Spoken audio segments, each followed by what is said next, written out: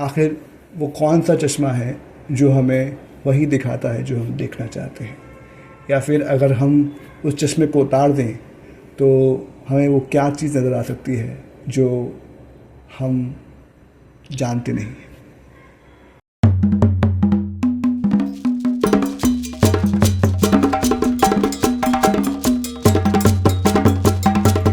जैसा कि आपने अभी देखा, मैं आज जिस बारे में बात करना चाह रहा हूँ वो बात कहीं ना कहीं एक चश्मे से जुड़ी है।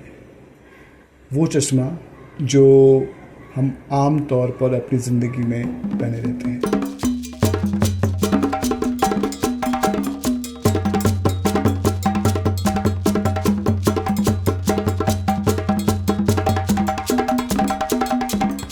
दोस्तों, मैं आज बात करने वाला हूँ परसेप्शन के ऊपर। कैसे हम अपनी आसपास की जो चीज़ें हैं वो अपने परसेप्शन से समझते हैं, और कैसे वो जो समझ है वो ज़्यादातर हमारी जो अंदर कहानी हमने जो डेवलप की है उसको फिक्स करता है और उसी की तरह आपको दुनिया दिखाता है। Perception is not just seeing, it is not just hearing, it is not just receiving information. Perception is the story your brain tells about the information it receives. यानी कि जो आसपास आपके हो रहा है, आपके दिमाग के सेल्स ने उसे कैसे रीड किया। यानी कि अगर एक ही चीज़, एक ही आर्टिकल, एक ही बिलबोर्ड या एक ही जगह पर होने के बावजूद 3 लोग एक सेम इवेंट को अलग अलग तरीके से परसीव कर सकते हैं, उसकी वजह सिर्फ ये नहीं कि वो अलग हैं, बल्कि उसका जो वजह है वो हमारा माइंड है, जो कि एक्सपीरियंसेस से, बिलीफ से, फियर से, होप से, आइडेंटिटी से, मेमोरीज से भरा पड़ा है।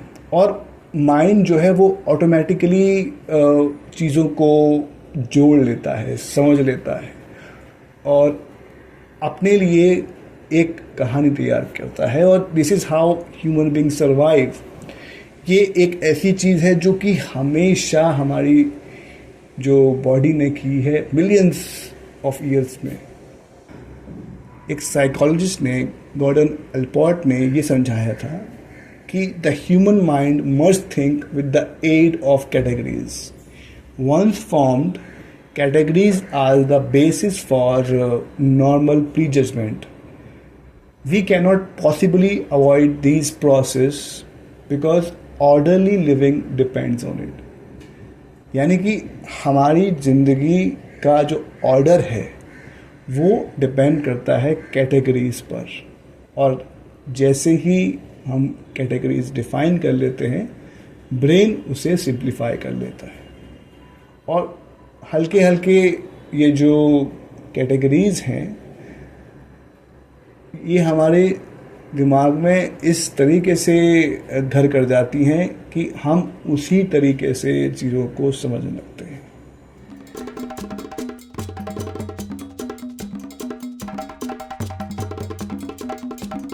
वॉल्टर लिपमैन एक किताब लिखता है जिसका नाम होता है पब्लिक ओपिनियन, और उस किताब में उसने एक शब्द का इस्तेमाल किया जो कि एक ऐसा शब्द है जो कि हम रोज़ इस्तेमाल करते हैं, स्टीरियोटाइप का।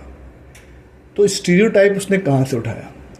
वो प्रिंटिंग इंडस्ट्री में इस्तेमाल किया जाने वाला एक मेटल प्लेट होता है जो कि इस्तेमाल किया जाता है कॉपीज़ बनाने के लिए, यानी कि डुप्लीकेट कॉपी बनाने के लिए। हर बार में सेम इंप्रेशन आता है, आइडेंटिकल। यानी कि एक बात को अगर बार बार छापना हो तो स्टीरियोटाइप का इस्तेमाल होगा। यानी कि स्टीरियोटाइप्स क्या होता है? हम आसानी से समझने के लिए किसी चीज़ को जब एक पिक्चर फॉर्म कर लें, एक जजमेंट फॉर्म कर लें, तो हमें जब भी वो चीज़ नज़र आएगी तो उसके साथ जुड़ी हुई वो सारी जो हमारे बॉडी के अंदर सोच बन चुकी है, एक राय बन चुकी है, वो सामने आ जाएगी। तो अगर आप ध्यान से देखें तो फिल्में जो हैं उसके अंदर या फिर सीरीज़ हैं उसके अंदर जब कैरेक्टर्स आते हैं तो आप वो समझ जाते हैं कि ये जो कैरेक्टर है वो क्या करेगा। यानी कि जैसे कोई लॉयर है तो वो हमेशा शार्प सूट में होगा, एक क्लीन शेप में होगा। मदर होगी तो वो एंग्जियस होगी और एक डिफाइनिंग कैरेक्टरिस्टिक होगी उसकी माँ में। आपको उसको समझने के लिए 3-4 सीन ज़रूरत नहीं है। जैसे ही वो आपके सामने आता है आप हमेशा अपना जो प्री लोडेड मीनिंग है उसके साथ एसोसिएट कर लेते हैं और जो फिल्म मेकर है उसको उसे समझाने के लिए ज़्यादा टाइम नहीं गुजारना पड़ता। इसी को बाद में हम एक स्टॉक कैरेक्टर कहते हैं या आर्किटाइप कहते हैं, जो कि बार बार स्टोरी टेलिंग में इस्तेमाल हुआ है और हर दौर में इस्तेमाल हुआ है, जहाँ पर स्टीरियोटाइप्स और ये जो आर्किटाइप्स जो हैं उनको देखकर हम समझ गए हैं कि ये स्टोरी में कौन सा रोल निभाने वाले हैं। अगर ये सेम नॉलेज कहीं और भी इस्तेमाल की जाए तो हाँ, ये जो स्टीरियोटाइप की नॉलेज है अगर सोशल मीडिया पे या फिर न्यूज़ में इस्तेमाल हो जाए तो क्या हो। यानी कि अगर किसी को पता चल जाए कि उसको बार बार दिखा के उसके अंदर ये स्टीरियोटाइप क्रिएट किया जा सकता है, तो एक तरीके से कोई भी इंसान किसी भी एक तरह से दिखने वाले या फिर बोलने वाले लोगों के बारे में एक राय क्रिएट कर सकता है, उसके बारे में एक पूरी की पूरी स्टोरी क्रिएट कर सकता है। और दोस्तों यही हो रहा है आसपास। अगर हम देखें तो न्यूज़ और मीडिया आपको बार बार स्टीरियोटाइप्स को दिखा रही है, वो आपके अंदर एक्सपेक्टेशंस को फुलफिल कर रही है। आपको किसी एक धर्म, जाति या फिर किसी तरह के दिखने वाले लोगों को के बारे में कोई बात बताई जाती है और वो over the period of time accumulate होते और उसके बारे में बार बार सुनने के बाद और जब आपको उस बारे में दिखाया जाता है तो आपको हमेशा वो जो इन्फॉर्मेशन आपके दिमाग में फिल कर दी गई थी वो याद आती है और आप हमेशा उसको उसी लेंस के साथ देखते हैं। अगर आपको ये बता दिया गया कि इंटेलेक्चुअल्स होते हैं इस तरीके से, तो आप जब भी उनके बारे में कुछ सुनेंगे, पढ़ेंगे, जानेंगे तो आप उसको हमेशा उस ही नज़र के साथ देखेंगे। आप अपनी सोच का दायरा बढ़ा ही नहीं सकते क्योंकि आपको उस स्टीरियोटाइप के साथ बार बार ट्रेन किया गया है।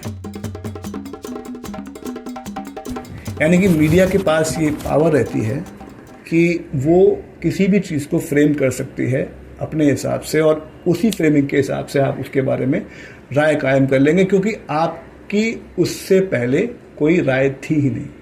दूसरा इम्पॉर्टेंट रोल होता है एजेंडा सेटिंग का, यानी कि मीडिया डिसाइड करती है कि क्या एजेंडा चलेगा। एवरी डे बहुत सारी चीज़ें होती हैं हमारे आसपास, लेकिन हर चीज़ न्यूज़ नहीं बनती।